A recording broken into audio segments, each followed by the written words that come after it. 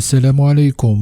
بعد الزلزال الذي ضرب صباح الخميس طاجكستان قرب حدود الصين، عاد العالم الهولندي فرانك هوغربيتس ليتصدر عناوين الأخبار مجددا بفضل توقعه للزلازل وتحذيره من أول أسبوع في مارس. وتداول رواد مواقع التواصل الاجتماعي مقطع فيديو نشره عالم الزلزال الهولندي في نشرته اليومية.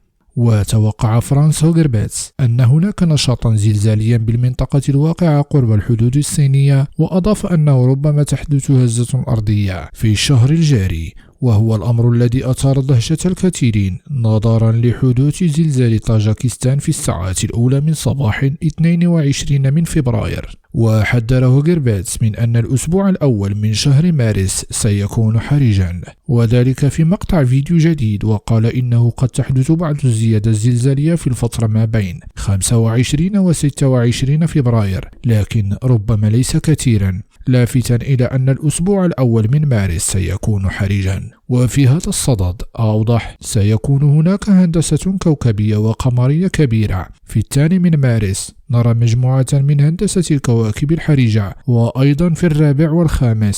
وتابع العالم الهولندي: يمكننا أن نشهد زيادة كبيرة في الزلازل وبعض الأحداث الزلزالية القوية في الأسبوع الأول من مارس، مشيرا إلى أنه سيخوض في تفاصيل الأسبوع الأول من مارس في أحد التحديثات التالية. وعاد العالم ليتنبأ بزلزال كبير سيقع في مدينة إسطنبول التركية، لكنه قال إنه من الصعب جدا تحديد إطار زمني لمثل تلك الزلازل. وأوضح هوغربيتس: من الصعب جدا تحديد إطار زمني لمثل ذلك الزلزال، آمل أن نستطيع تحديده قبل حدوثه.